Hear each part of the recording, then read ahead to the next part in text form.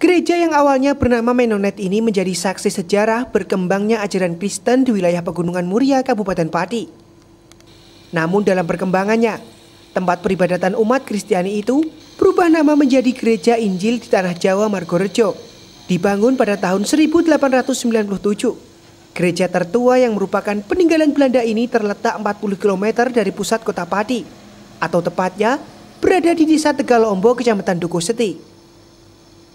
Ribuan jemaat di desa menjadikan gereja tua tersebut sebagai tempat peribadatan umat Kristiani paling banyak jemaatnya.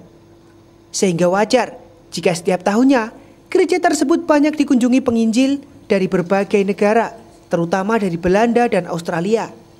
Pada tahun 1882, datanglah seorang Belanda bernama Peter Antonio Jens di wilayah pesisir utara Jawa yang masih berupa hutan rimba. Dibantu ratusan jemaat, akhirnya setahun kemudian mereka berhasil mendirikan kampung yang diberi nama Margorejo atau Jalan Menuju Kemakmuran.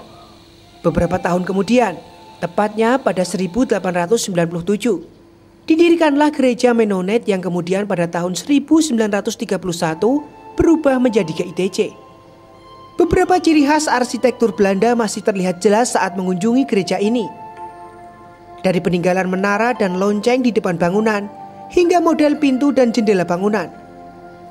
Selain itu, kursi panjang dan mimbar juga masih terlihat sangat terawat hingga saat ini. Beberapa pernik Natal yang menghiasi gereja juga tampak terpasang di sejumlah sudut gereja menjelang perayaan Natal.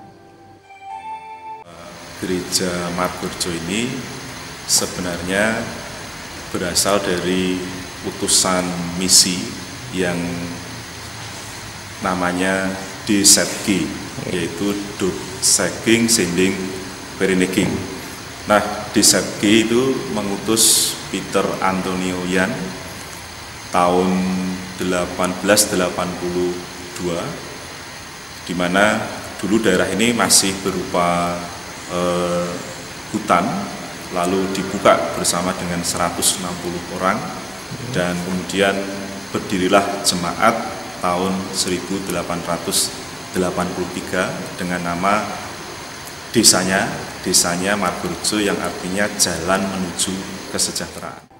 Seiring perkembangan zaman, luas gereja yang hanya berukuran 9 kali 22 meter hanya mampu menampung sekitar 350 jemaat. Dengan daya tampung yang hanya seperempat dari jumlah jemaat yang berada di desa tersebut, maka saat ini sedang dibangun gereja di sebelahnya.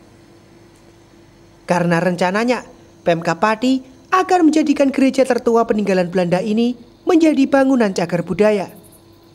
Heri Purwaka, Cahaya TV.